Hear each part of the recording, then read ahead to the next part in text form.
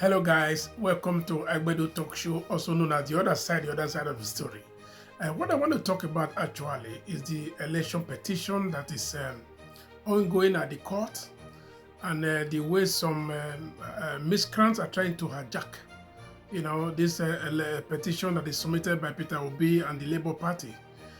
Some people are not being used, and I think as a proxy, in order to derail the mission of Labour Party and the mission of Peter Obi. I will talk about that briefly, and I will also talk about the concern that some people are having that Peter Obi, the convener for Labour Party or the Labour Party political presidential aspirant, is very weak and is not allowing them to go on the street to protest so that they can fight for their right. You see, let me just debunk the second one, which is Peter Obi, is purportedly a weakling and not allowing Labour Party movement or the Obidients to go out there on the street and fight for their right and fight for their purportedly stolen mandate, because they believe that this election was manipulated and was stolen by, through INEC.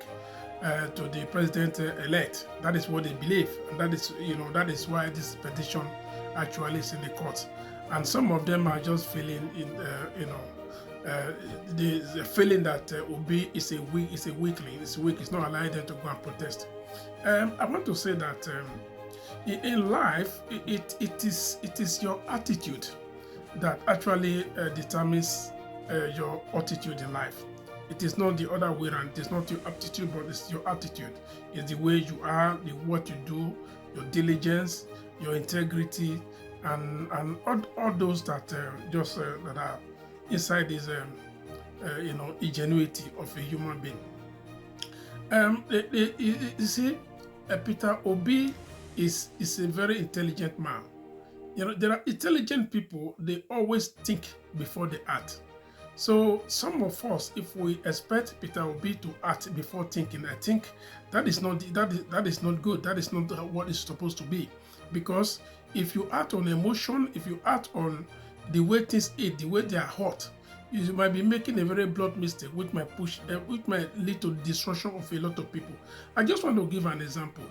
When even before I cite this example, when this election was conducted, INEC said those ones that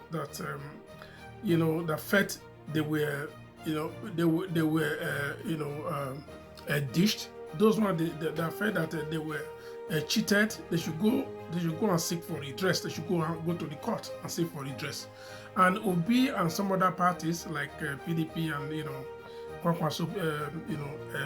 Kwakwaso's party as well, they went to the court and they announced, to go and file a petition. So Peter Obi filed a petition for Labour Party as well.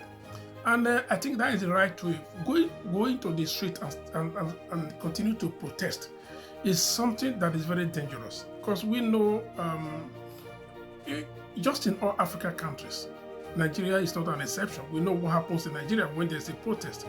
Many people normally lose their lives. So it's only a fool, it's only an idiot. A leader will never allow for that kind of a protest, because it must come to a degree where the something is, the situation is uncontrollable before you can just tell your people go out there and protest. Because you are going to protest, you don't have anything, you are not armed, you are not in the armed forces, you are not the police, you are not in any of the security agencies. So how can you go and protest them? Because the military will just come over there and they will kill you people. We know what happened at Lekki Tollgate, and many of us were eyewitness, and the people that died, they just died.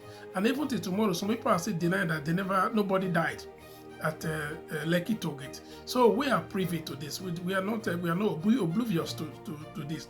Okay, now we see what is going on in Sudan, for instance, where you have these two army generals. One's the head of the military, and the other one, I think the other one is the head of this militia group, who they said have they destroyed a lot of people in Sudan. So when the last government left for Sudan, so they were these two people, these two generals were trying to manage the government of Sudan before they give it to hand over to, preparation for the handing over of the government to the civilian. But at a point, they couldn't agree how they are going to hand over. That is what led to that war. And even to today, that war, that war is still, because of course, I hope the ceasefire will stay. You see, many Nigerians were evacuated from there, and many other people were also evacuated from Sudan. And many people already lost their lives. And we saw how the military, how they were going house to house, and how they were killing people who didn't even know anything. Only 1 day, 2 days war will lead to a lot of disruption. And we do not, Peter Obi, as a man that has integrity, will not allow this kind of torment in Nigeria just for the sake of election. So that is why Obi is doing the right thing. So to say that Obi is a weakling and is not allowing people to go out there to go and riot, I think this is something that is uncalled for. It doesn't really hold water. That is on one hand.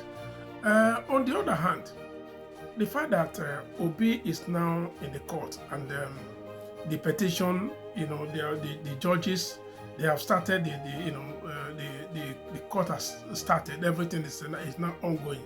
I think people are now using the same thing they did during that election. That is what I think people are now still doing, because they are using people as miscreant, as proxies. They are using people as proxies to go and to come and still manipulate what is going to happen at the court. So I think there are people that are mentally deluded and deprived of reality. People. I call these people conmen because they are just political miscreants. They are invaders. They are intruders. These people, they are the people. They are the enemies of Nigerians. They are the enemies of democracy. That is the way I see these people, because it can't just happen overnight. This is election that is between Peter Obi with Labour Party and APC and Asiwaju Tinubu, which is the president-elect. So this case is between them. How will Labour Party now someone will just come out and say it's it's a Labour chairman, it's not the person representing. You want to represent even the petitioner. You want to represent Obi. You cannot represent Peter Obi because you are not the one that filed that petition in the first place. You are from Oyo State, and maybe you are a former chairman of Labour Party in Oyo State. Of course, even what you are doing now, the people, the Labour Party in Oyo State, they are saying that they don't even know you, they don't recognize you, you are not speaking for them. Okay, now Labour Party has already disowned you. You can go along with maybe the court verdict that Julius Abure is not suspended, which is the chairman for Labour Party. You said, okay, it's not suspended, you are not the chairman for Labour Party. I don't know how that one happened, because maybe Lamidi Apapa was just looking for this avenue to orchestrate what he wants to do. Nobody knows what his mission is. The 73-year-old Lamidi Apapa, nobody knows what his mission is. Because you cannot just be there to derail what the petition of Peter Obi. Peter Obi is set for this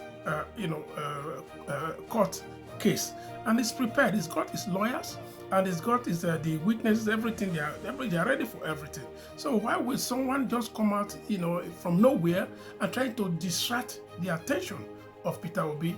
So I think people that know this man, Lamidi Apapa, they should address. They should talk to him, because nobody actually knows what this man wants.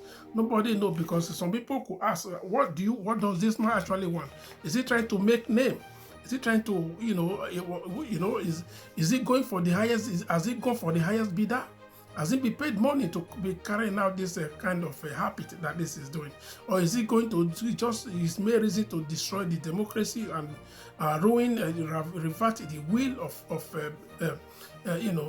thousands of people that voted for Peter Obi, or even to undermine the whole democracy? Because it could be that this he is just after his stomach. Is what he's doing, that it's just after the money that he will be paid. So nobody knows.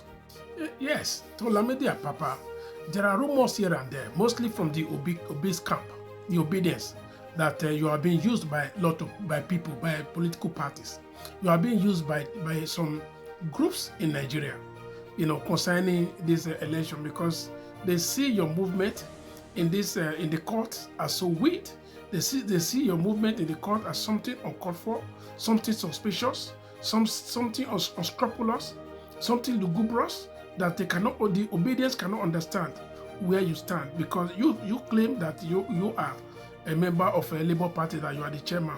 A chairman of a party, you can't tell the court to stop the election, the petition, that you want to withdraw the petition, when the person that actually submitted that petition, it is there. The person is there in the court. How could that be?